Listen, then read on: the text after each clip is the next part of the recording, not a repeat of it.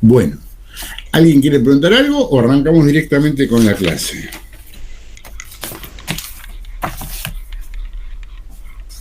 Arrancamos directamente con la clase.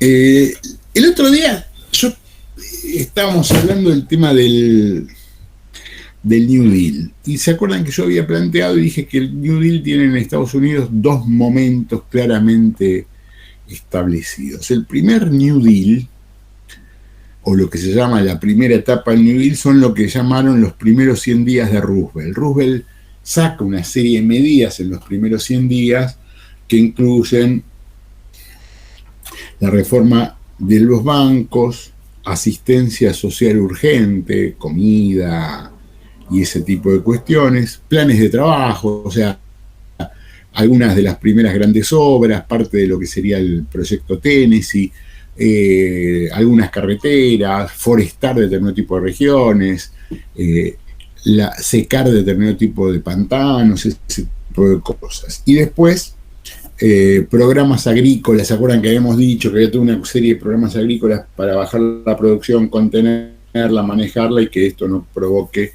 grandes pérdidas o grandes bajadas o brutales bajadas del precio de los productos, entonces por su sobreproducción? Entonces, básicamente, esto fue lo que se produjo en los primeros 100 días.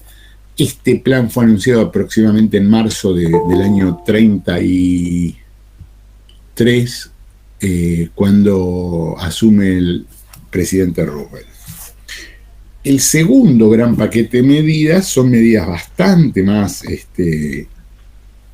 arriesgadas, bastante más comprometidas, si quieren bastante más profundas, y que generan dos cuestiones mucho más importantes, que es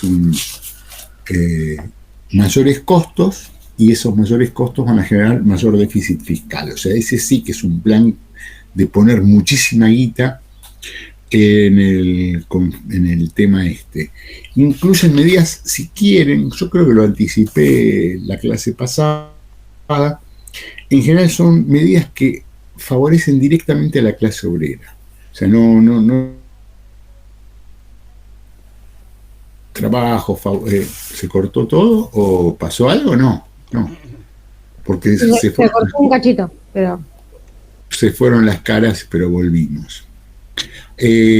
Bueno, entonces, ¿cuáles son estas medidas?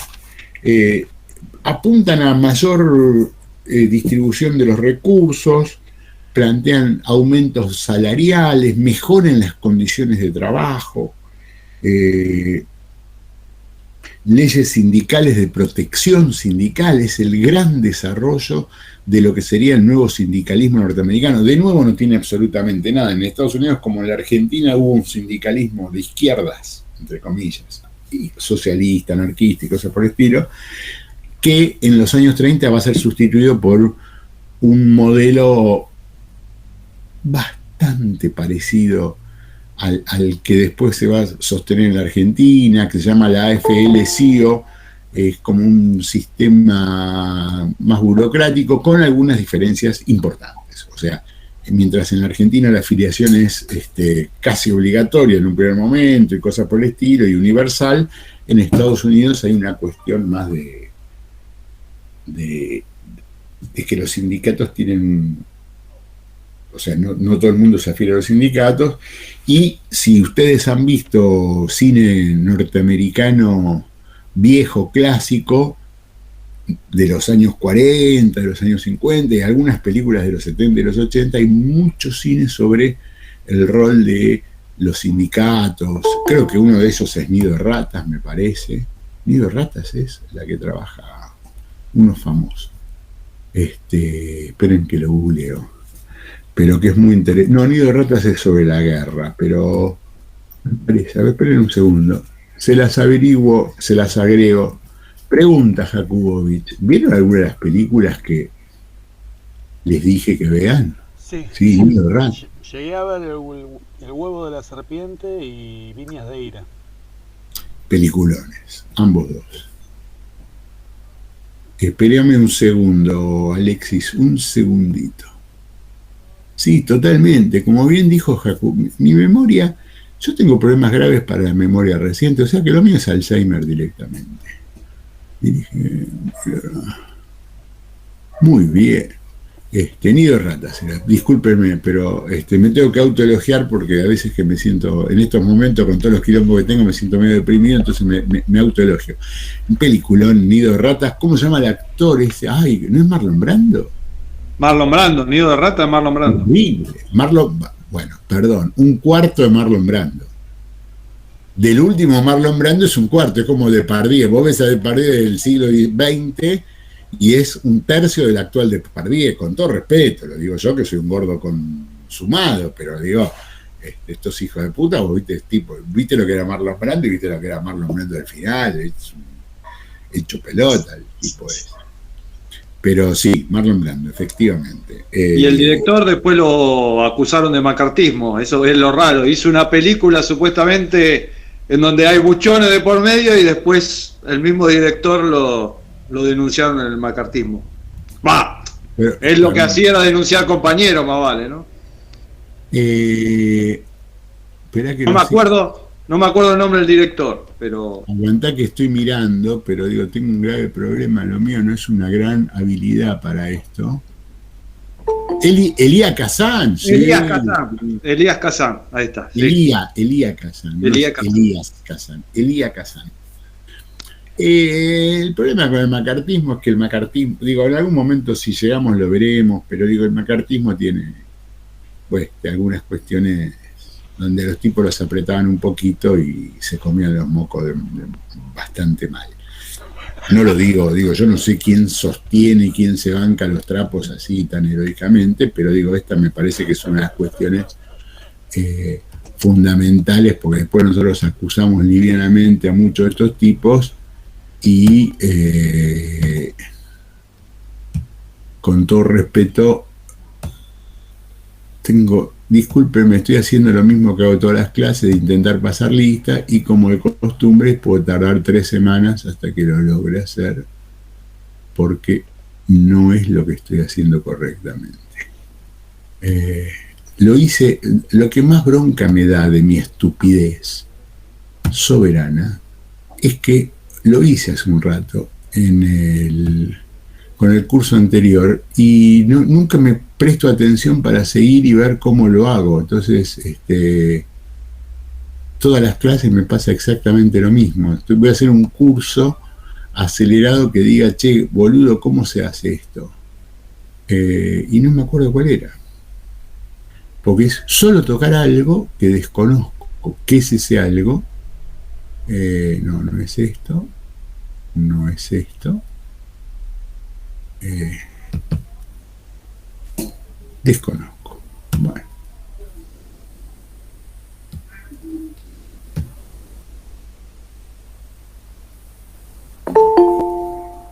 Aguanten un minuto. Sigo con la misma estupidez. Bueno, en algún momento lo lograremos en el día de la fecha.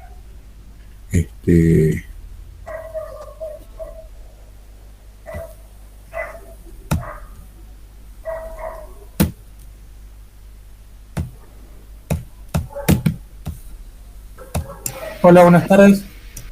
Buenas tardes. Llegó y le agarró la ansiedad a Tomás. Espere, Tomás, ya le vamos a atender en un momento, si espera.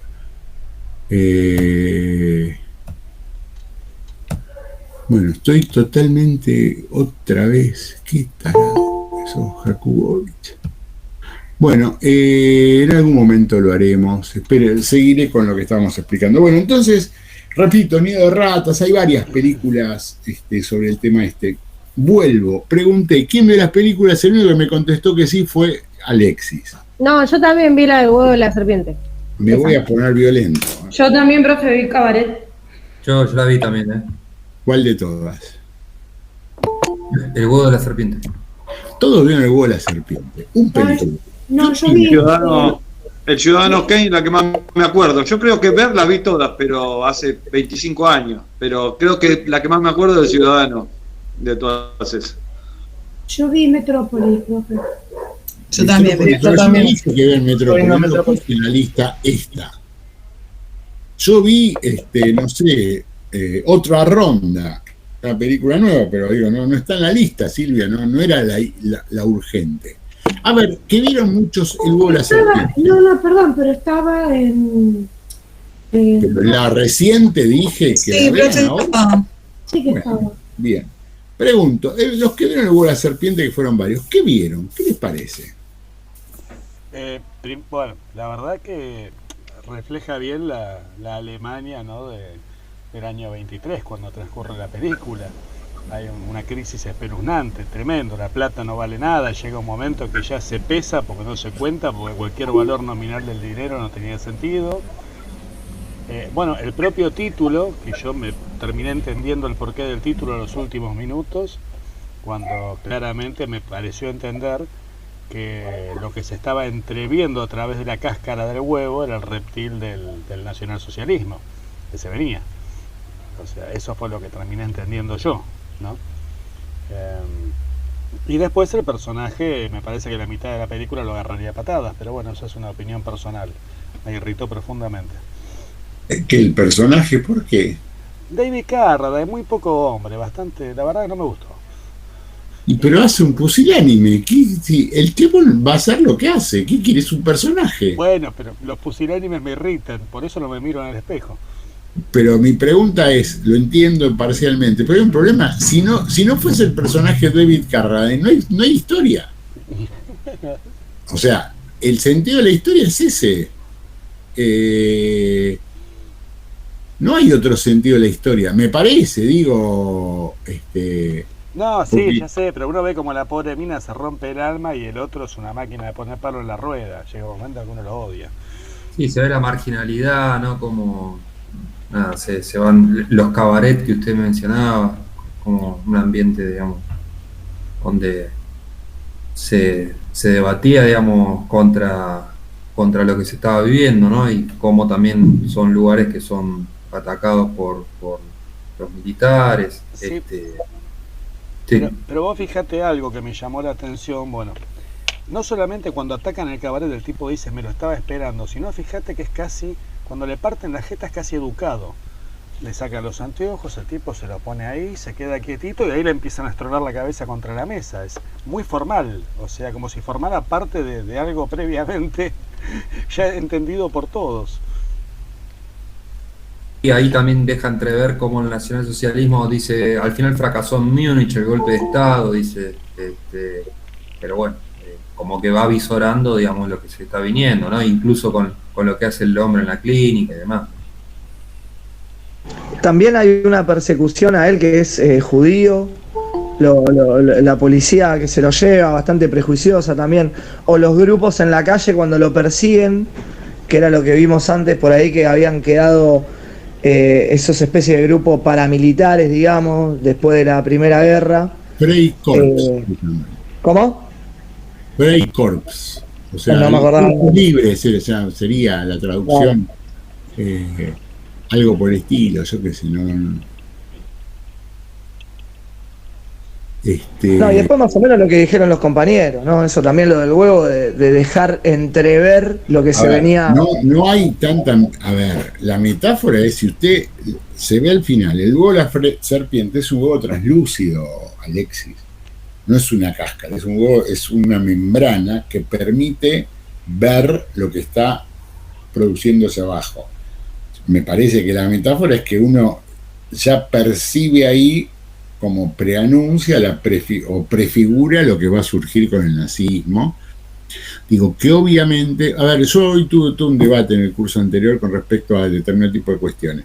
O sea, la historia está hecha por conflictos entre sujetos individuales, sujetos sociales, sujetos colectivos, determinado tipo de sujetos que van enfrentándose entre ellos en determinado tipo de proyectos y cosas por el estilo. Gana uno, gana el otro.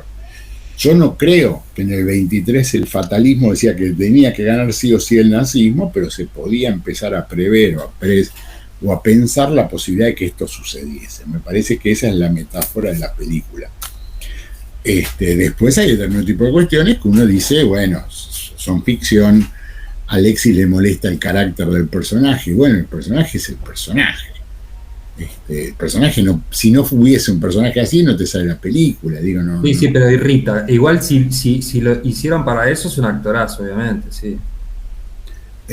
Más que un actorazo, yo creo que hay un actorazo, hay un buen actor, obviamente, pero básicamente hay una dirección, digo, piensen ustedes que es uno de los grandes directores del siglo XX, si no uno de los más grandes directores del siglo XX. De los no norteamericanos está en el top 5, top 3, no hay otro más. Fellini, algún otro italiano, Berman, no sé si hay muchos más, en ese nivel, digo, estoy hablando de un alto nivel, tipo que durante 30, 40 años hizo algunas de las películas más importantes, digo, tiene películas en blanco y negro que son terribles, y de un cine totalmente marginal, como el cine sueco. ¿Cómo se llama el actor, profe? ¿El actor cómo se llama? Kyle Radine creo que es el actor. El director es Bergman. ¿Es el de Kung Fu? ¿El de Kung Fu puede ser? ¿Es el mismo? Sí, totalmente, es el mismo. Sí. Leandro dijo Hitchcock. A mí Hitchcock es como norteamericano. Está sí, yo lo ubico en el cine más tradicional, más pero digo, póngale, pero no lo niego, no digo que no, pero funciona para mí ahí. O sea, para mí, europeos son lo que, a ver, voy a decir una animalada, los que van al Oscar como película extranjera. Digo, para ser europeo tenés que ser eso, al Oscar como película extranjera, o sea, película filmada en otro idioma, con otro mercado, con otro tipo de empresas y cosas por el estilo. Me parece bien algunos comentarios que hacen, esta es la cuestión fundamental, esa efervescencia cultural donde uno ve las dos cuestiones, ¿no? O sea, una cuestión medio de reviente marginal, vanguardista, que sería el cabaret y todo lo que lo rodea, desde diversos puntos de vista, y desde el otro lado, la génesis de estos grupos protofascistas. Ahora, cuando lleguemos a la Guerra Civil Española, que es el tema que yo quería al final, van a ver que existen en toda Europa todos estos grupos paramilitares, parapoliciales y ese tipo de cosas. ¿Se escuchó todo lo que dije o se cortó mucho? ¿Se escuchó?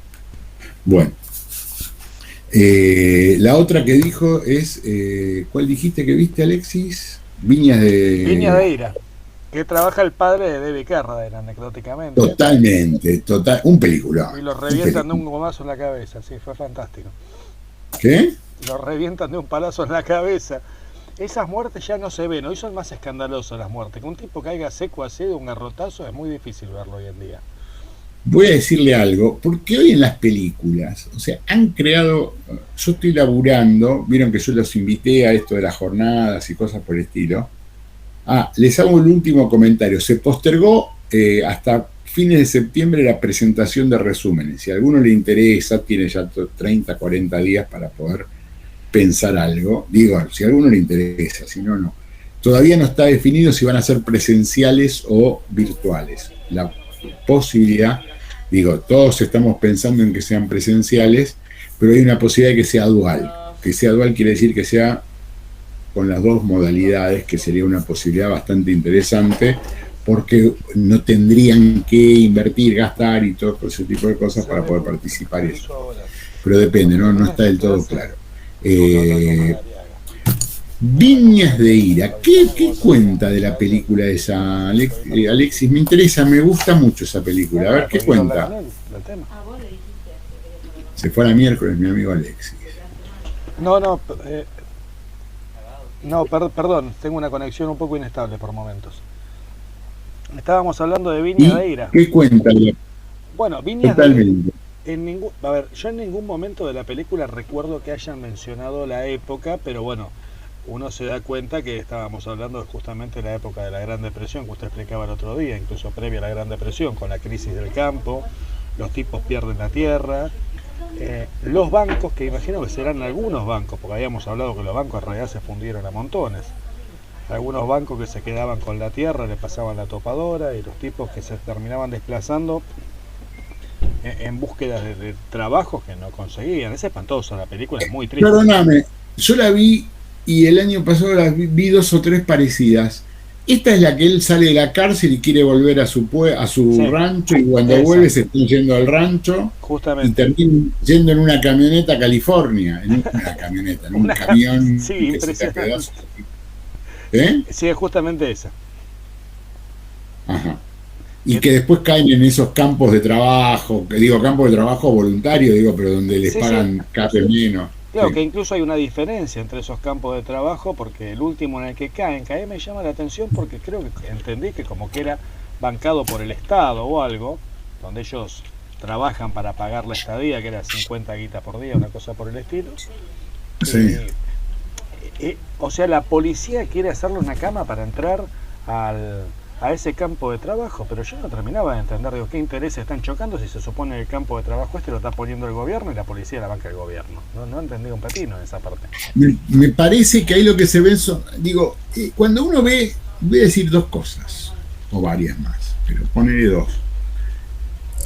Nosotros entendemos el Estado de una manera diferente a como se entienden las películas norteamericanas. Las películas norteamericanas, no sé si usted vio que hay algo que no existe en la Argentina, sobre todo en ese periodo, que es el investigador privado y cosas por el estilo. Y el Estado no siempre es un Estado que armoniza entre diferentes cuestiones. Me parece que hay un sector, voy a hacer el canchero, pero no es mi intención. Me da la sensación de que esto está contemplado en el segundo momento del New Deal. Usted creo que llegó tarde, no sé si estaba cuando hablamos de los 2 momentos, que el segundo momento era el que se refería más en las cuestiones más vinculadas a las leyes de apoyo a los trabajadores, de protección de los trabajadores, leyes sindicales, ley de seguridad social, programas de ayuda al trabajo agrario y a los trabajadores ambulantes. O sea, me parece que ellos se dan cuenta de eso y se acuerdan que hay como una cuestión de mucha violencia. Piense usted que estos lugares eran lugares donde terminaba la gente casi desahuciada. Entonces, en este contexto son lugares bastante enquilombados para que la gente, y él venía con una pena previa, el tipo había hecho, no me acuerdo qué macana, Había matado a un tipo. Había matado a un tipo en una pelea, en una de esas cosas raras, y entonces era como que él no estaba o sea, que era un reincidente, como que uno podría decir que él podría haber sido, ¿cómo se dice? Bueno, que lo consideraran como estaban buscando todo el tiempo agitadores, la obsesión del agitador, el agitador, el agitador. Que justamente John Carradine hace un papel que respondería al perfil ese de agitador, pero bueno, es tan simpático, sonriente y macanudo que a uno le cuesta verlo con esa imagen, pero sí. Perfecto, sí. Discúlpeme que estoy terminando de pasar lista, que lo logré, cosa que cada tanto me sucede, tengo esos déjà vu, ¿viste? De poder hacerlo, entonces me pongo muy contento y lo logro, pero me callo porque medio como quedo medio atontado mientras lo hago.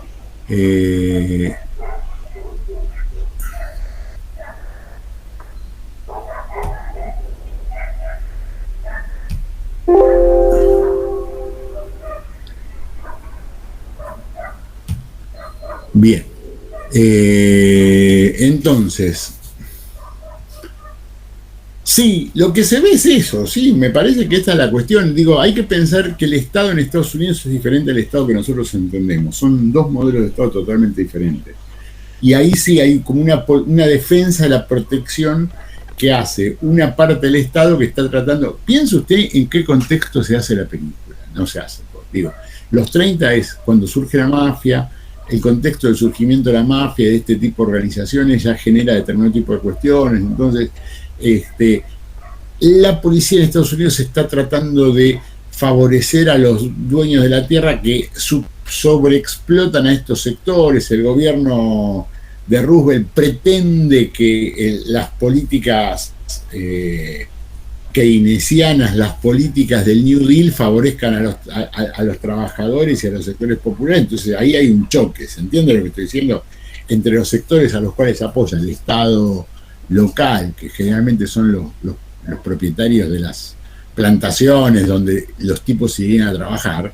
Yo qué sé, ellos tenían que ir a cosechar por equijita. Entonces viste que empiezan a discutir, bueno, yo quiero tanto por día, y terminan bajándole, van a trabajar por esto, que era más que lo que le costaba sobrevivir en esos lugares. O sea, esas cabañas, bungalows que ellos usan para vivir y que les provee el Estado, les cobra muy barato, pero eso muy barato es lo que no tienen ningún tipo de utilidad o beneficio. Y después me quedé pensando en algo que usted dijo hace unos minutos, que tiene poco que ver, pero se lo voy a contestar porque son parte de mis preocupaciones al pedo. Usted dice, lo mataron de un palazo y ahora no. Digo, porque ahora para que te mates te tiene que dar 47 tiros, 27. Digo, el problema no es que eso es raro, el problema es que ahora vos ves que hay tipos que después de que le meten 4 balazos en el cuerpo, y vos ves las peleas, le pegan con un palo en la cabeza 3 veces y el tipo se levanta. Yo no vi nunca a nadie que después de un palazo en la cabeza se levante y te diga, vení. Rasputín únicamente. ¿Qué? Rasputín únicamente, que no había forma de matarlo. Bueno, pero ¿entendés lo que te quiero decir? O sea, le pegan, yo qué sé, son todos duros de matar. Cosa que, o son todos Rambo, todos Terminator. Entonces hay un problema que es que para matar a alguien ya tenés que darle, o sea, tipo los videojuegos. Entonces no está. Y ni hablar, profe, cuando le dan con el matafuegos en la cabeza, que quedan ahí. Te dan con un matafuego y el tipo se levanta. ¿Vos tienen idea de lo que pesa un matafuego? Te mata. Entonces es una locura. Bien, entonces acá hay 2 momentos en la lucha de New Deal, ¿se entiende o no? Un momento mucho más de urgencia, emergencia, que trata de resolver los problemas coyunturales, es decir, bueno, tenemos que resolver esto, y un momento mucho más de apoyo a los trabajadores. Quiero hacer una aclaración, el segundo momento del New Deal se da entre el 35 y el 38. Que ya sería el final del primer gobierno, principio del segundo gobierno, o la campaña electoral para el segundo gobierno.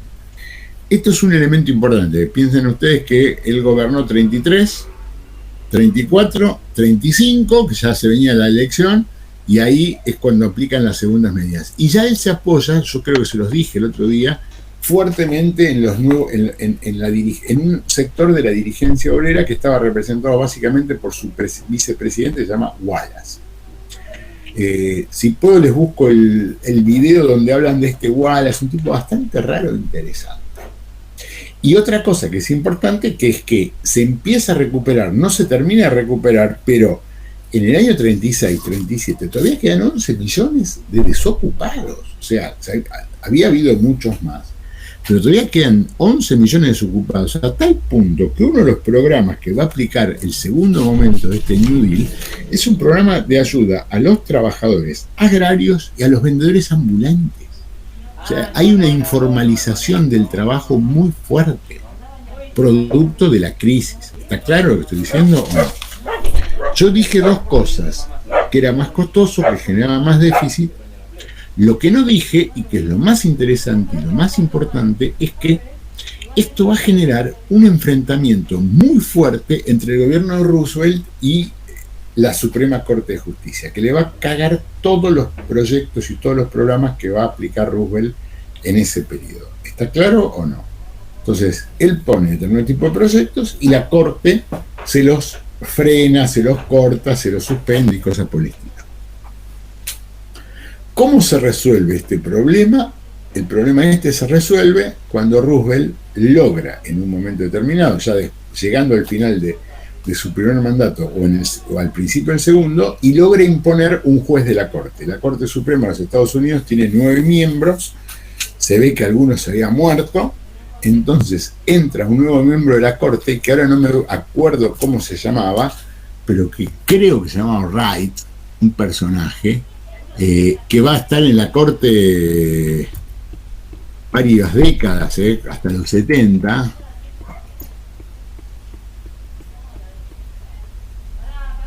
y que este tipo va ser como el desequilibrio, ¿no? O sea, cualquier parecido con nuestra realidad se los debo. Vieron que hoy tenemos la nueva noticia, entre otras, que Clarín ha decidido que el próximo miembro de la Corte, el presidente de la Corte debería ser, ¿cómo se llama? Rosati. ¿Quién lo dijo? Clarín. Cosa maravillosa. Me mira con cara Yelén Mulet, pero digo, salió en los diarios hoy. Hoy ya Clarín dijo el próximo presidente de la Corte es Rosati. Digo, si ellos dicen, ¿por qué vamos a discutirlo? Si ellos, pero digo, es muy interesante. Él impone un miembro más de la Corte, que es un tipo próximo a su diario político, y a partir de eso repone algunas de las cuestiones de su proyecto, de lo que sería el New Deal y algunos de los programas que tenían que sostenerse. 2-3 comentarios finales para terminar con esta cuestión. Sigue habiendo 11 millones de desocupados, o sea que la solución no llega a la recuperación y la depresión continúa. La depresión va a ser superada solamente con el inicio de la Segunda Guerra Mundial. El inicio de la Segunda Guerra Mundial, por un lado, afecta mucho a determinados tipos de países, pero Estados Unidos, sobre todo en los primeros 2 años, que se va a mantener al margen, va a generar una fuerte reactivación de trabajo, mano de obra, va a empezar a proveer de un montón de cuestiones a Europa. Piensen ustedes que ya, inclusive antes del inicio de la Segunda Guerra Mundial, se va a producir, o sea, algunas empresas se ven altamente favorecidas por la crisis, digo, yo qué sé. Gran parte de la industria militar alemana utiliza motores Ford. Entonces digo, la Ford va a mejorar fuertemente con este tipo de cuestiones. Hay una anécdota muy interesante con respecto a este tipo de cuestiones. Yo no sé si ustedes saben, ustedes conocen la Fanta, la bebida Fanta. La Fanta no existía cuando en un momento de los años 30, principios de los 40, cuando el nazismo accede y empieza a tener determinado tipo de cuestiones, la Coca-Cola se tiene que retirar de Alemania, y en Alemania queda como una empresa pseudo Coca-Cola, que esto que el otro, que empieza a producir una bebida diferente y alternativa, y produce la Fanta. La Fanta es un producto del nazismo en un primer momento. Después se convirtió en una bebida de la Coca-Cola a nivel mundial, pero surge ahí. Y es muy interesante este fenómeno. Digo, lo vamos a ver cuando veamos Alemania y cosas por el estilo, pero digo, para que les quede claro, el embajador norteamericano en Alemania en los momentos previos a la guerra es Kennedy, el papá de Kennedy, y es un tipo que tiene buenísimas relaciones con el régimen nazi durante muchos años. El tipo bueno, que hay que buscar una solución, que la solución no tiene que ser violenta y cosas por el estilo. Esto es un tema. Y otro tema importante es que hay muchos importantes dirigentes norteamericanos que miran con cariño y simpatía al nazismo. Uno es Henry Ford, como diciendo, bueno, que no. Digo, yo siempre quiero decir lo mismo, o sea, no es descabellado el nazismo.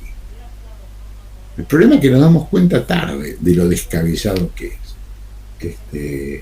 Y si no, miren algunas cuestiones. Digo, yo veo a Milei y veo un mini Führer, o sea, obviamente que es patético, es payasesco, bueno, pero digo, empezamos pensando que son patéticos y payasescos, y cuando adquieren cierto poder, estos patéticos payasescos ya no los podés controlar.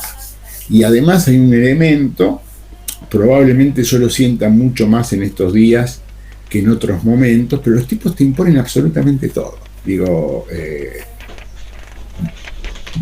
yo qué sé, te imponen todo, te cambian totalmente, te construyen una lógica muy particular, y el contexto de esa lógica particular que estos tipos te construyen es muy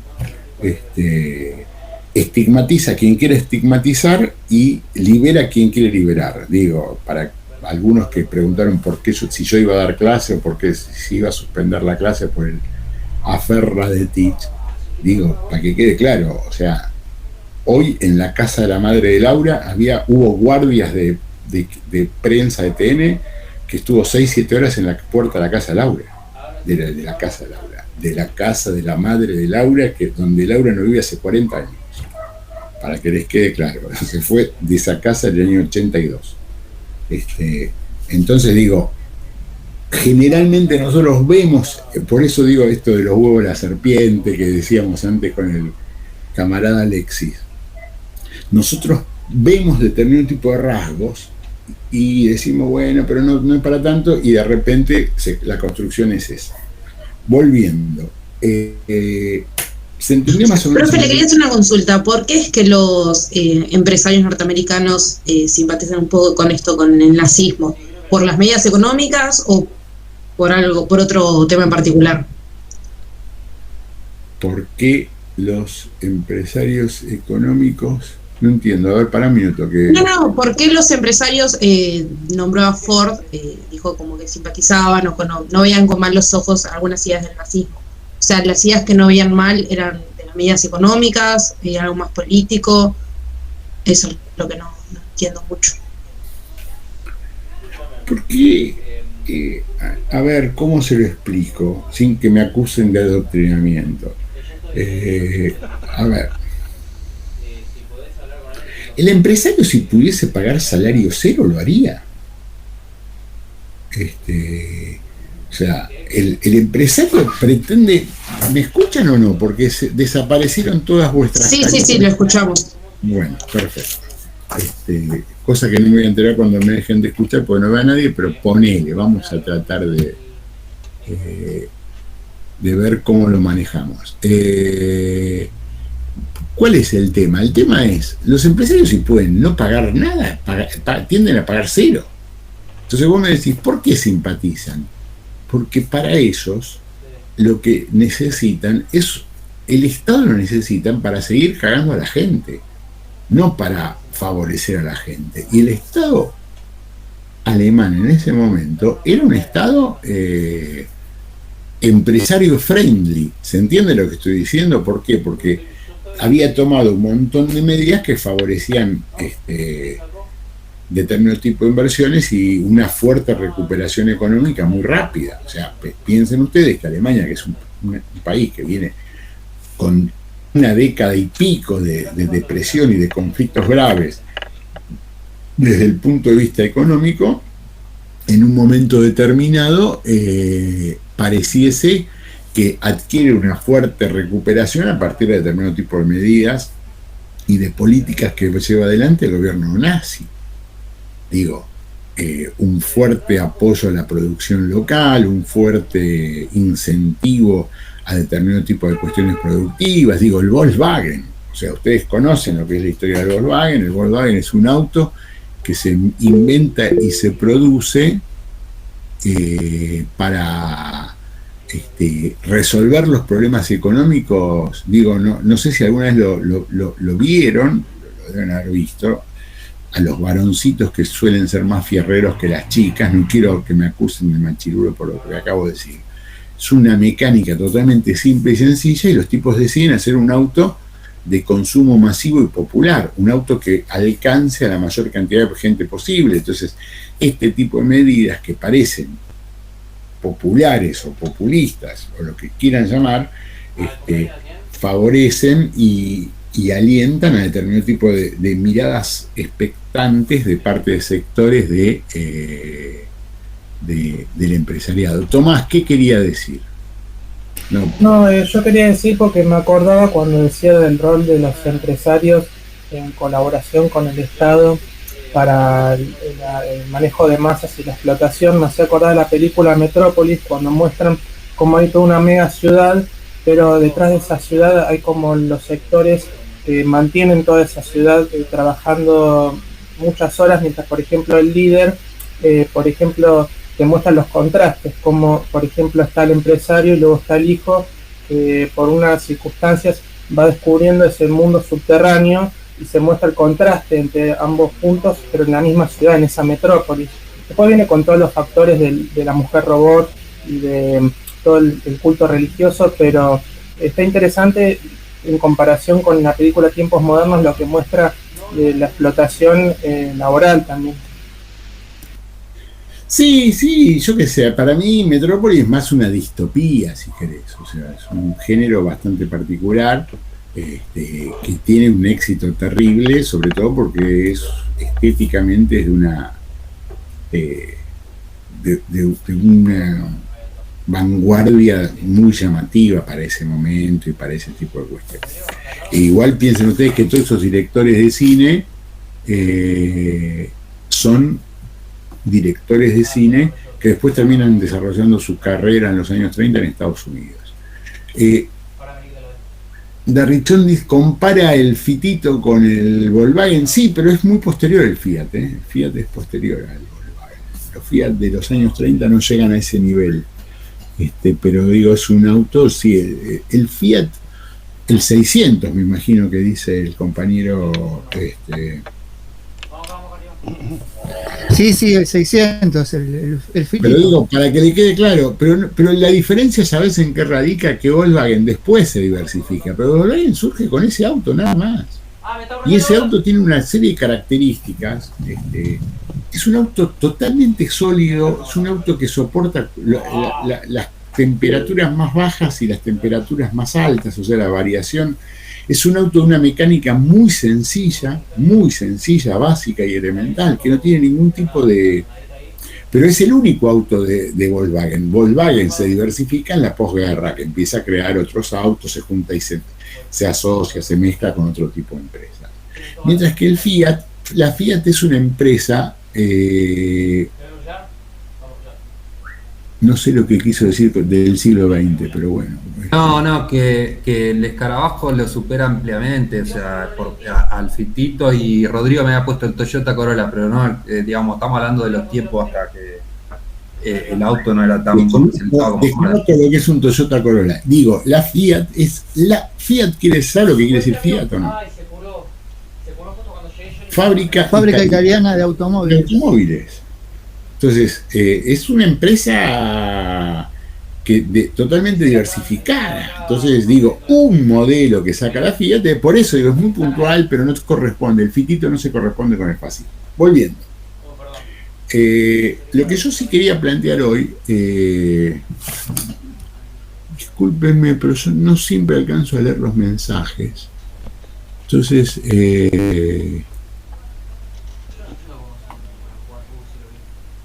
Volks, alguien me pregunta, Volk es pueblo, Wagen es auto. Sí, Volkswagen es el auto popular, sería, o el auto del pueblo. Es cualquiera de las dos acepciones, pero Volk es eso. Volksgeist es el espíritu del pueblo, el Volkswagen es el auto del pueblo. O sea, Volk quiere decir pueblo, claramente, con B corta. En las lenguas sajonas, inglés y esas lenguas es con F, folk, o sea, se escribe, tiene otra grafía, pero tiene el mismo origen. Y después está la camionetita combi, esa que también la rompió toda también. Pero eso es posterior a la guerra, es posguerra. Sí, la de los hippies y ese tipo de cosas, la de... Claro, sí, es todo un fenómeno de posguerra. Yo, profesor, no sé, yo no lo sabía, usted seguramente sí, pero BMW, la otra vez escuché que BMW en realidad, el loguito es de hélices, fabricaba hélices, y después del tratado, después de la Primera Guerra, no podía hacer más hélices, así que se empezó a decidir hacer autos. Es muy probable. Fabricaba aviones. Puede ser, pero digo, todas estas empresas eran mucho más diversificadas en algún momento, digo, que producían motores para diversas cosas, digo, la Ford misma produjo diferentes motores para diferentes cuestiones, y no sé si en algún momento una de estas grandes empresas automotrices producía aviones, o sea, no aviones, pero motores para aviones y cosas por el estilo. El motor es un motor. Entonces, sí, lo de la máquina agrícola sí es así, es porque en general el fascismo está asociado en el origen. La Fiat es una empresa asociada al surgimiento del fascismo en Italia, y en general es un momento de fuerte desarrollo de la agricultura italiana, o sea, gran parte de la política de Mussolini tiene que ver con incentivar la producción agrícola en zonas que no eran tan aptas y que todo lo otro, y de un fuerte apoyo, un fuerte trabajo, incentivo en la producción de máquina agrícola. Bueno, yo lo que quería explicar hoy, para ir avanzando, para ir haciendo un poco más rápido y dinámico esto, el miércoles vamos a ver el nazismo, propiamente dicho, vamos a discutir los fenómenos del nazismo, pero hoy me interesaba, para seguir con cierto criterio cronológico, el tema de la Guerra Civil Española, o lo que está llamado Guerra Civil Española. Yo creo que cuando uno estudia España, hay diferentes formas de pensar lo que sucedió en la Guerra Civil Española. El 98% de la bibliografía habla de la Guerra Civil. Yo, que soy nadie, o parezco nadie, o tiendo a ser la nada misma, me alineo más con una hipótesis que maneja un historiador francés, Trosco, bastante interesante e importante, se llama Pierre Bruet. Está en la bibliografía. Él habla de un fenómeno que él dice, en España lo que se produjo fue la revolución y la contrarrevolución. Y él sostiene que la revolución española es la última revolución europea, que es como si fuese el último estertor de la revolución rusa.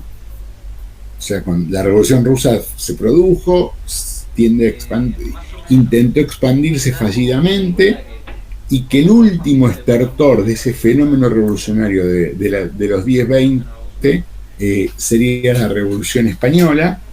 Si uno piensa, España es una cuestión que tiene ciertos rasgos de analogía con la Unión Soviética. Son dos países como extremos y marginales dentro de Europa, dos países que no han desarrollado un fuerte capitalismo en el momento que se producen estos procesos. Ya te atiendo, Ernesto, dos países con monarquías y que con nostalgias de haber sido un importante imperio y de ya no serlo, y entonces uno puede pensar de determinado tipo de similitudes y analogías. Lo escucho, Ernesto, ¿qué pregunta quiere hacer? Mira, casualmente en la materia anterior, hoy estuvimos hablando de los procesos de los sindicatos, ¿no? De cómo se iban creando los sindicatos acá en Argentina y demás. Y salió el tema del anarquismo, ¿no? Que el anarquismo, o sea, no solamente estuvo acá en Argentina, sino en otros países de Latinoamérica, como también a nivel mundial, obviamente.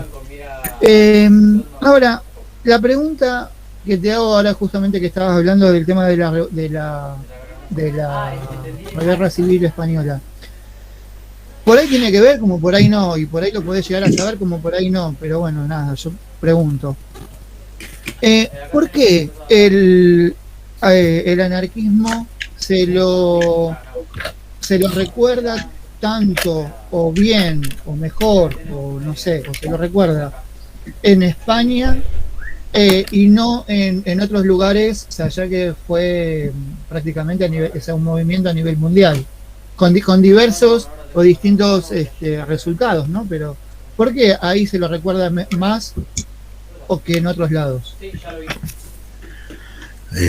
Porque fue más fuerte, porque fue más potente, porque estuvo a un borde de hacer lo que no debería ser anarquismo, pero hizo una casi revolución en anarquismo en España. O sea, si en algún lugar el anarquismo estuvo a tiritos de algo vinculado a hacer algún proyecto tangible, fue en España, Ernesto. O sea, a ver, el anarquismo era fuerte, yo creo que lo dije, o sea, ustedes se olvidan, bueno, vos estabas intubado y probablemente no participaste, discúlpame, pero no, digo, el anarquismo está.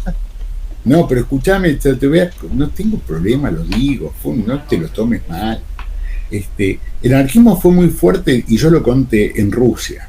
el anarquismo tiene una característica, en general se desarrolló mucho más fuertemente en los países donde el movimiento obrero no era tan industrial sólido. ¿Se entiende lo que estoy diciendo? En general, los partidos socialistas y después los partidos comunistas son más fuertes donde hay una estructura más sólida de formación de trabajadores y están dentro de la fábrica. O sea, Lenin decía que el partido bolchevique era el partido de la vanguardia de la clase obrera concentrada, ¿no? Entonces, la clase obrera, digo, vos fíjate, el anarquismo se desarrolla en Rusia, se desarrolla fuertemente en Italia, se desarrolla muy fuertemente en España, históricamente y fuertemente. Profe, puede ser que porque en España quizás se pasó a lo práctico, digamos, más que de lo teórico, que en otros países, como dice usted, estaba fuerte o pisaba fuerte, pero en España en ese momento como que se estableció y pudo tomar, digamos, decisiones, ¿no es cierto? No sé, no iría por ese lado. Yo lo que digo es que en España la experiencia del anarquismo, que era muy fuerte y con un fortísimo apoyo de masas, estuvo muy cerca de dirigir determinado tipo de procesos y participar muy fuertemente en una revolución. En la Revolución Rusa participa, yo lo dije varias veces, la base de Kronstadt estaba totalmente dirigida y copada por los anarquistas, la que le mete un par de balazos a Lenin en un momento era un anarquista. O sea, el anarquismo en Rusia participa del proceso revolucionario, después rápidamente se le enfrenta, se le para de manos y tiene fuertes conflictos con el Estado y con el Estado soviético sobre todo.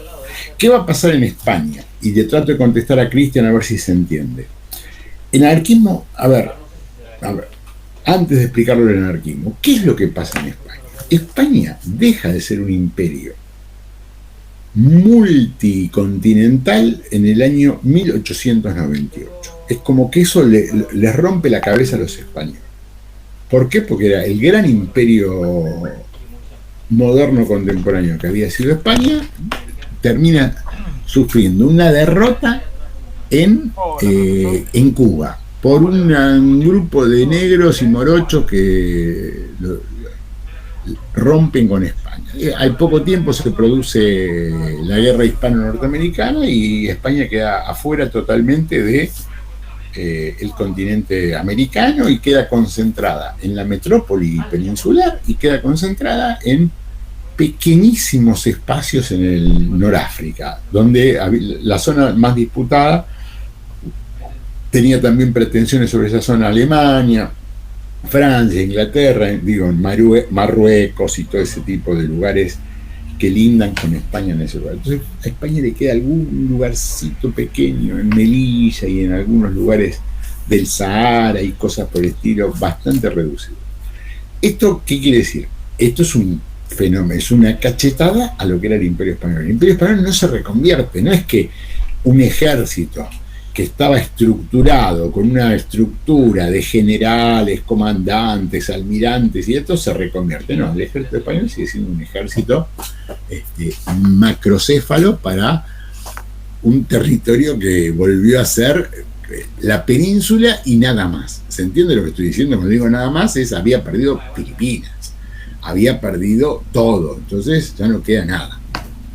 Entonces siguen teniendo un ejército como si tuviesen un imperio multicontinental y no tienen nada. Además eso es un impacto muy fuerte. Aunque ustedes no me dan bola, hay una película que cuenta muy bien esto, es una película del fascismo, obviamente es una película del fascismo, no me vengan con cosas, pero bueno, se llama Raza, que es terrible, que es la historia de cómo España pierde Cuba y el impacto que eso significa y cosas por esto.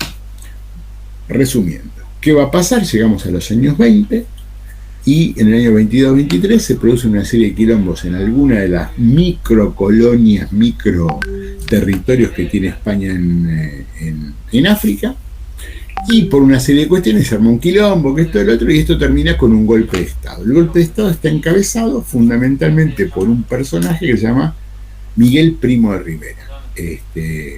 tengan en cuenta que este es Miguel Primo de Rivera, porque después hay otro muy importante que se va a llamar José Antonio Primo de Rivera, que es el que funda la Falange, que es el hijo de Miguel, creo que es el hijo, no el sobrino.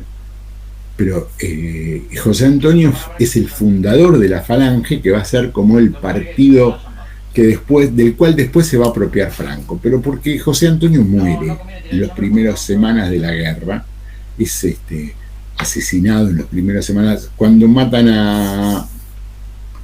¿Cómo se llama el escritor?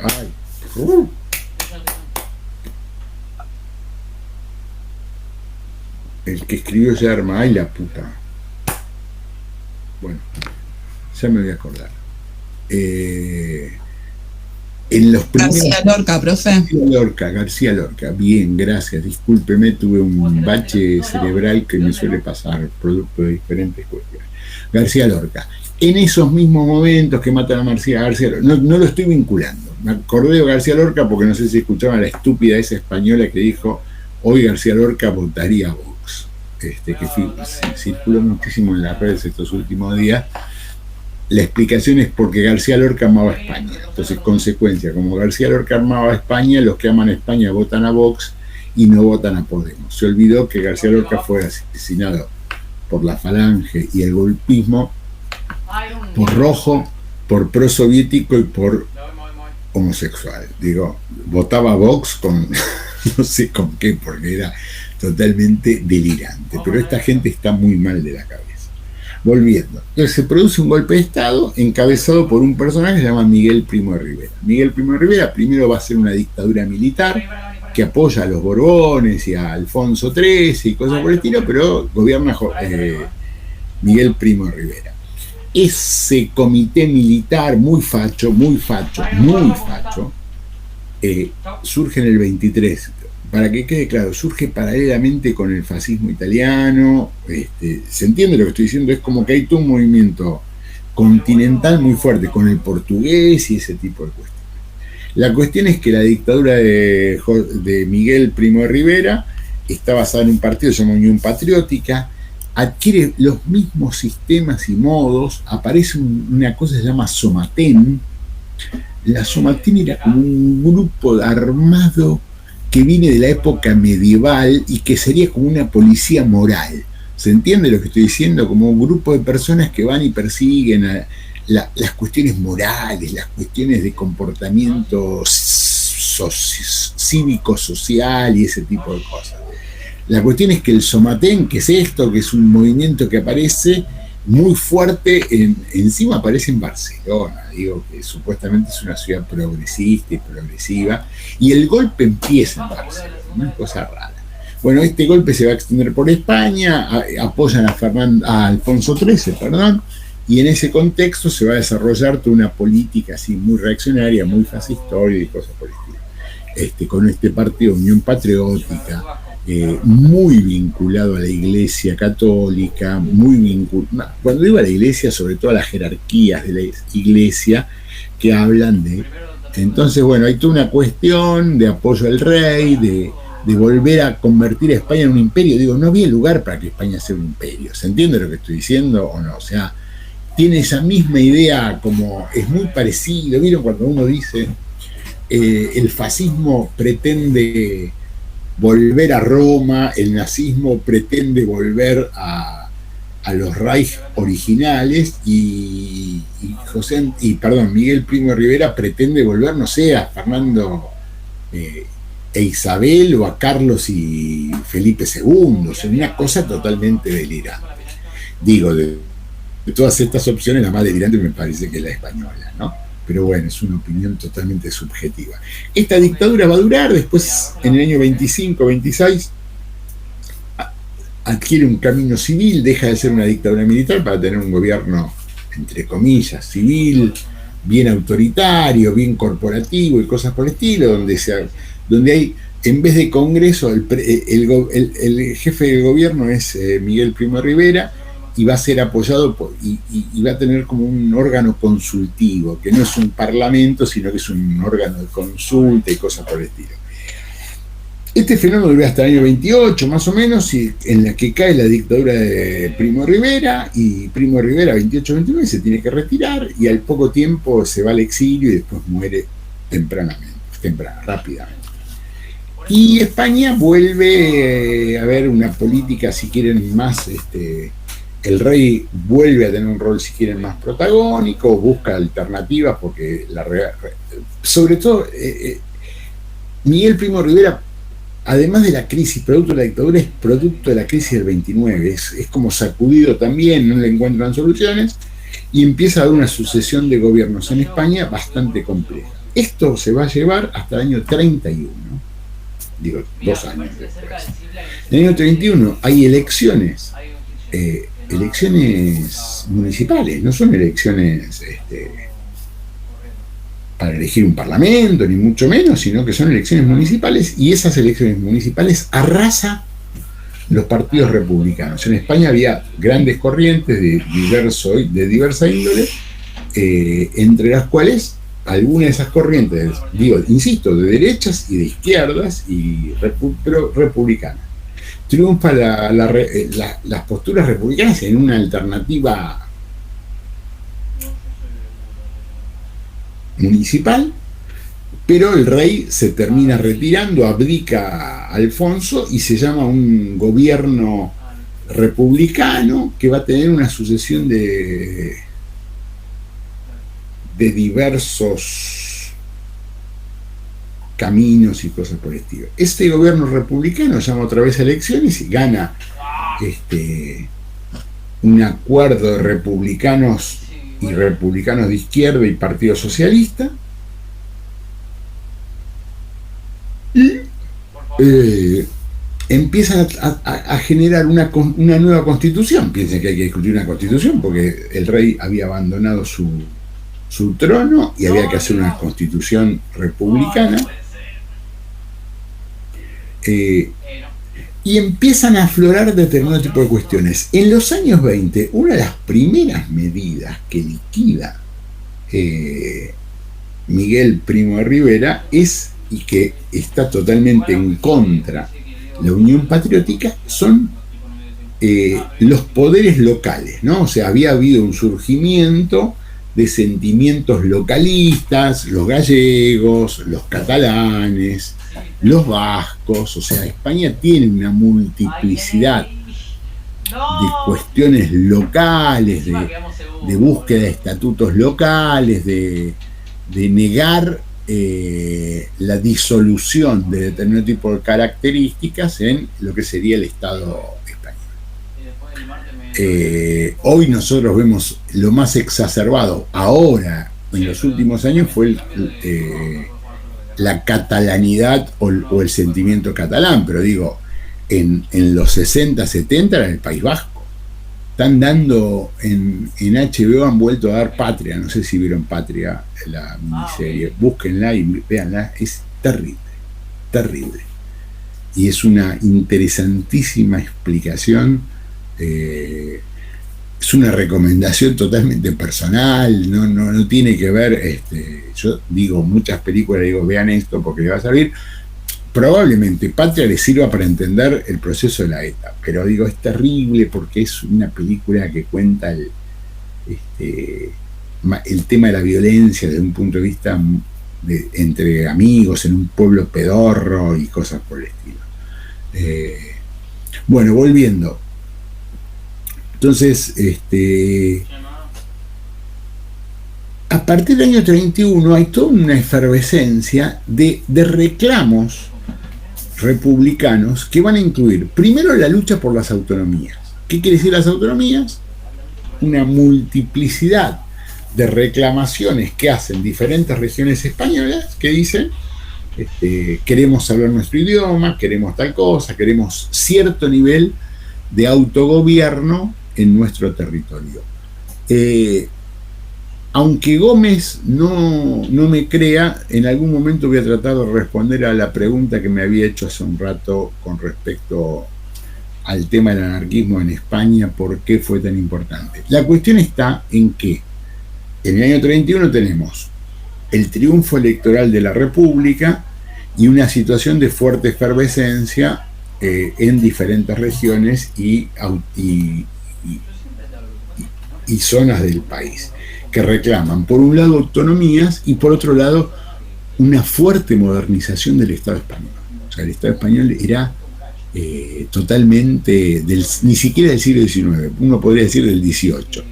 Entonces, entre todas las medidas que va a generarse a partir del año 31 en la nueva Constitución está los derechos de los trabajadores, la jornada de 8 horas de trabajo, los derechos de la mujer en muchos casos, una profunda separación entre la Iglesia y el Estado. Digo, esto que en otros países había sucedido en el siglo XIX, en España se da a partir del 31.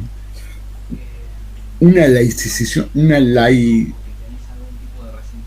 laicización, no sé cómo se dice, no quiero, bueno, una fuerte impronta laica a la educación que tenía un peso terrible de parte de la Iglesia. Se construyen miles y miles de escuelas a lo largo y ancho del país. Se permite un fuerte ingreso de maestras en una educación que estaba casi monopolizada por la Iglesia Católica y era totalmente masculinizada. Hay todo un proceso muy fuerte de eso, se plantea la posibilidad del divorcio vincular, hay todo un estatuto nuevo con respecto al tema de la familia. O sea, estoy nombrando una serie de reformas que no sé si ustedes entiendan, que son profundamente civiles, que parecen mínimas, pero que en España eran casi troscas. ¿Está claro o no? Y se va a dar una fuerte reforma agraria. Este es el problema del quilombo. ¿Qué quiere decir una reforma agraria? España es un país en el cual, yo no sé si ustedes han tenido historia española en las cosas, o sea, en España, como en la Argentina, hay una organización de las patronales del campo, que es la sociedad rural, que existe desde 1866. Imagínense, hace 150, 160 años. En España hay una organización similar que se llama la Mesta, que gobierna España desde el año 1400 y pico. Está claro lo que estoy diciendo, y que ha convertido a España en un país con una agricultura totalmente dependiente, porque han triunfado los sectores de ganaderos ovejeros sobre otro tipo de posibilidad de producción del campo. Entonces España es un país de un fuerte empobrecimiento y donde la propiedad está concentrada en intereses nobiliarios todavía en España. ¿Se entiende lo que quiero decir? O sea, en España hay grandes propietarios que son la duquesa de Alba, ese tipo de personajes, una cosa de... Y esa propiedad es una propiedad cuasi nobiliaria y peor. Y el gran propietario de la tierra en España era la Iglesia Católica. ¿Está claro lo que estoy diciendo o no? Entonces, un combo terrible, porque existen millones de trabajadores del campo, de trabajadores, de recolectores, en condiciones total y absolutamente casi precapitalistas. ¿Está claro hasta acá o no? En ese contexto se intenta una reforma agraria, empezando por el reparto de tierras de la Iglesia y algunas tierras por el estilo, y esto va a generar un proceso que va a durar del 31 al 33. Se produce esta reforma de la Constitución, se hace una Constitución republicana y este tipo de cosas, y esta Constitución republicana genera este tipo de cuestiones. Vuelvo a la respuesta al camarada Gómez, que no sé si me sigue viendo, porque ahora se me achicaron los rectangulitos, pero voy a tratar de contestarle. Fuertemente en el campo hay una fuerte intervención del anarquismo. El anarquismo tiene una fuerte presencia agraria en España, en regiones muy importantes de España, y el anarquismo es muy fuerte, sobre todo en Barcelona. Me parece que esto se ve, me parece bien en la película En Tierra y Libertad. Sí, pero en Tierra y Libertad se ve tangencialmente, por lo que vos ves ya es la guerra y es la intervención de grupos anarquistas, ¿cómo se dice? Extranjeros también, ¿no es cierto? Extranjeros que llegan, que existen, que son importantes, pero digo, hay varias películas, pero España tiene un caudal de dirigentes anarquistas. Hoy no me voy a acordar de ninguno, pero digo, Buenaventura Durruti. Tuvo Buenos Aires también. Buenaventura Durruti se afanó un par de bancos, dicen, en Buenos Aires y se fue, que era algo que solían hacer ellos para recolectar dinero, que era ir por los caminos del mundo, afanarse un par de bancos. Buenaventura se ocupaba de ese tipo de cosas. Saben ustedes que el anarquismo se divide en diferentes cuestiones: el anarquismo más pacifista, el anarquismo expropiador, del cual era fuertemente representativo Buenaventura. Hay un anarquismo mucho más violento, que en la Argentina tiene que ver con, ¿cómo se llaman los tanos? Hay uno que lo mataron, bueno, ahora me voy a acordar. Giovanni. Severino, o sea, ¿qué? Osvaldo Bayer toca mucho esos temas. Osvaldo escribió varios trabajos escribió un libro terrible sobre Severino de Giovanni, pero digo, son diferentes expresiones que tiene el anarquismo en todos los lugares, el expropiador y cosas por el estilo. La cuestión es que tiene una fuerte presencia en España el anarquismo, sobre todo en el campo, en los aceituneros, en algunas regiones muy particulares. Y esto va a crecer fuertemente con las expropiaciones, con las tomas de tierra y cosas por el estilo. En el año 33 hay elecciones y gana la derecha. No gana la derecha monárquica, sino que gana una derecha republicana. Una que se llama Convergencia Española de Derechas Agrupadas, algo por el estilo. Se llama SEDA, que no me acuerdo el nombre exacto, pero creo que es algo así como Convergencia Española de Derechas Agrupadas, Asociadas, y cosas por ahí. Estos tipos ganan las elecciones y van a mantenerse en el poder por elecciones 1 o 2 años, 33, 35 más o menos, 35, 36, con una fuerte resistencia, sobre todo de algunas movimientos. ¿Por qué gana la derecha? Porque el anarquismo es abstencionista en las elecciones. ¿Está claro que estoy diciendo? ¿No? Saben ustedes que el anarquismo era la fuerza más grande de la izquierda. El Partido Comunista era casi insignificante, 200, 300 dirigentes y cuadros, era todo lo que tenía el Partido Comunista, y en ese momento viaja a España un argentino, no es un argentino, es un italiano argentinizado, se llama Vittorio Codovilla. Vittorio Codovilla es el fundador del PC argentino y fue su secretario general hasta que se murió en el 70, o sea, una locura. Vittorio fue el jefe del PC en la Argentina, piensen ustedes, del 20 y pico hasta casi el 67, 68, 69, que quedó tololo porque tuvo un derrame cerebral. 67, les voy a explicar por qué me acordé y pegué ese grito, porque Vittorio estaba en la Unión Soviética para festejar el 50 aniversario de la Revolución Bolchevique. Él había ido a Rusia por el 50 aniversario y estando en Rusia le agarra un derrame. Vieron que ahora se llaman todos ACV, pero en esa época se llamaba derrame cerebral, y Vittorio queda 2-3 años ahí medio pobre, postrado, medio mal, y muere ahí, está enterrado en un cementerio junto a los héroes de la Revolución Rusa. O sea, Vittorio era un capo de los partidos comunistas del mundo, siendo de un partido comunista como el argentino, que era marginal. No estoy tratando de faltarle el respeto al Partido Comunista, pero que no era un partido comunista próximo a la toma del poder, ni mucho menos. Pero Vittorio había sido una figura importantísima, de lo que eran las internacionales del PC, lo que sería el Comintern. ¿Se entiende lo que estoy diciendo o no?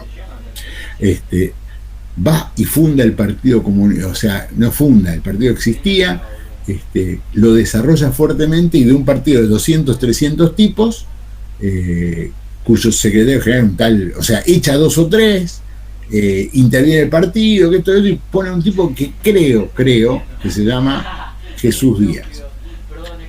Si quieren, mañana les mando las fotos. El otro día me mudé, vieron que les conté que me mudé, y entre todos los libros que había que mudar y tirar, que me quedaban muy pocos para esta casa, porque dije, achiquemos, mi mujer me quiso tirar 2 libros de Vittorio Codovilla, eso los traje a escondidas y los tengo acá en la biblioteca. Esperen un segundo, que hay uno que lo tengo a la vista, se los muestro y se mueren de odio. Esperen un segundo.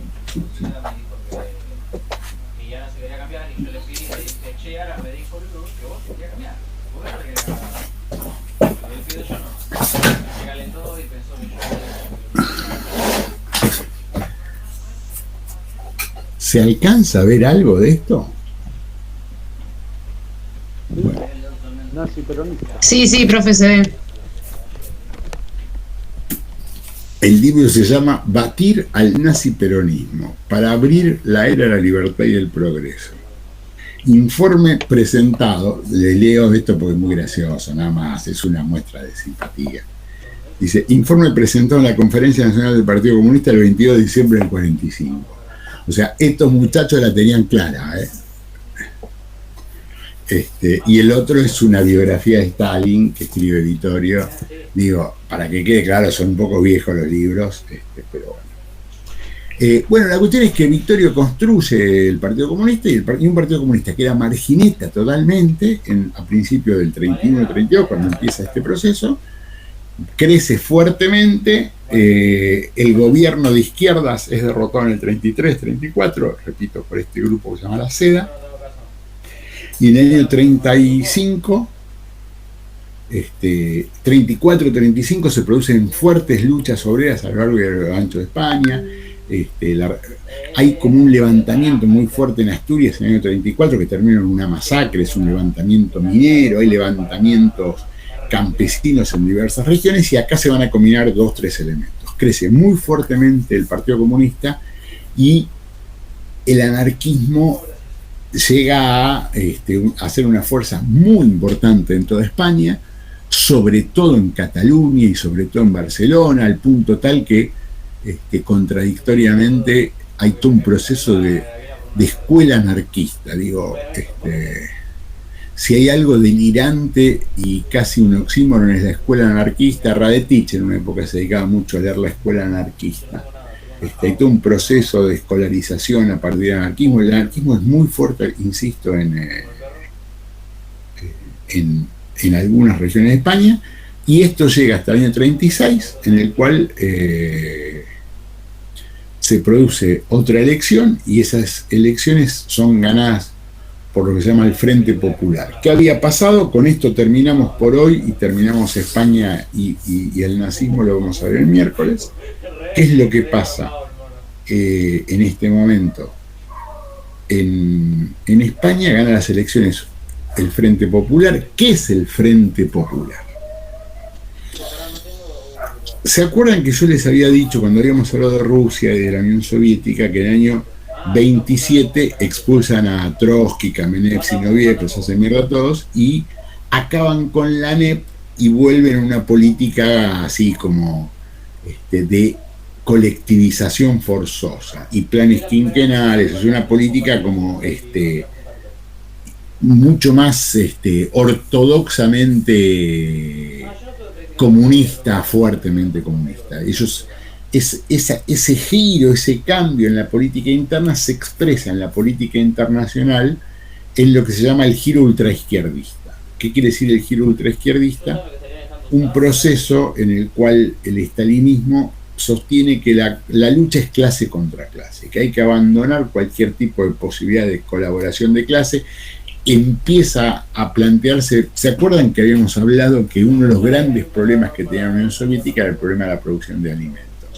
Que esa crisis de la producción de alimentos se soluciona como coyunturalmente con la ANEP, que era permitir que los campesinos se enriqueciesen, que haya un mercadito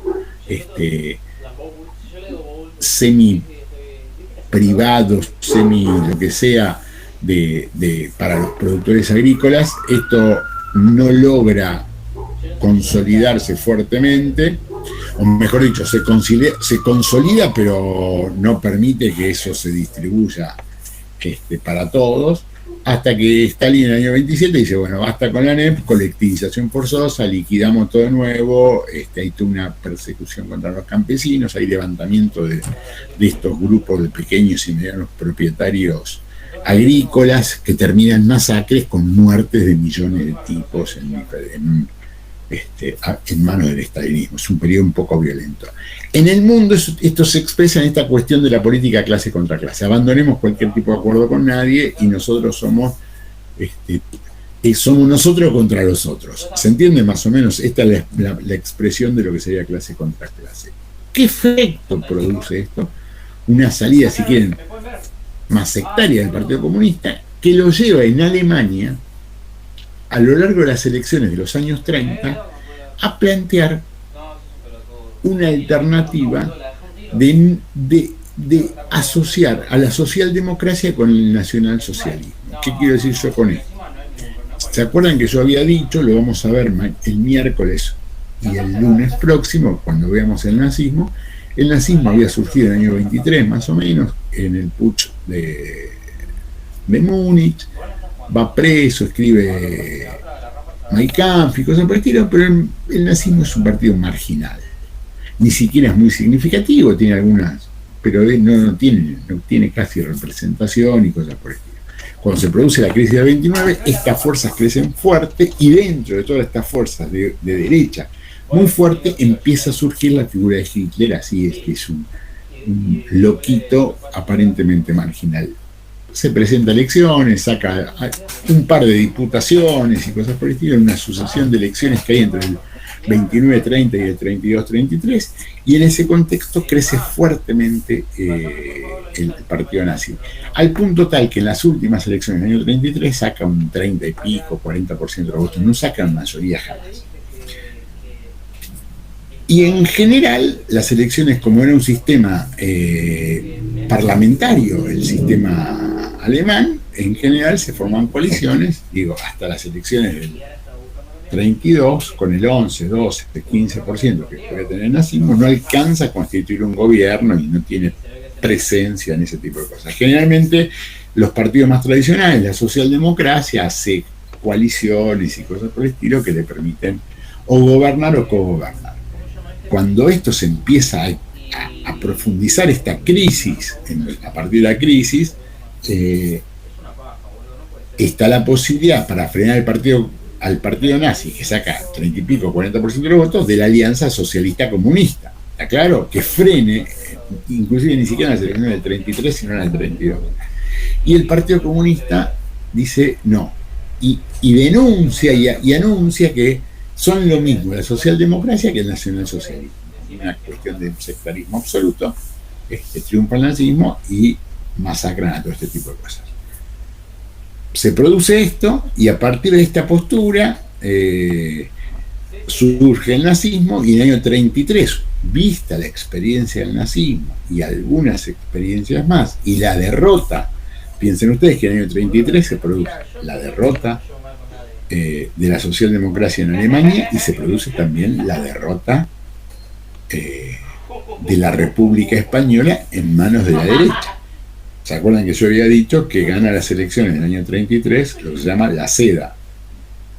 En ese contexto, el Comintern se reúne, que esto que el otro, y decide un giro en la política, y ese giro en la política es el planteo del Frente Popular. ¿Qué es el Frente Popular? El Frente Popular es un frente entre sectores de la izquierda, el Partido Comunista, ¿no?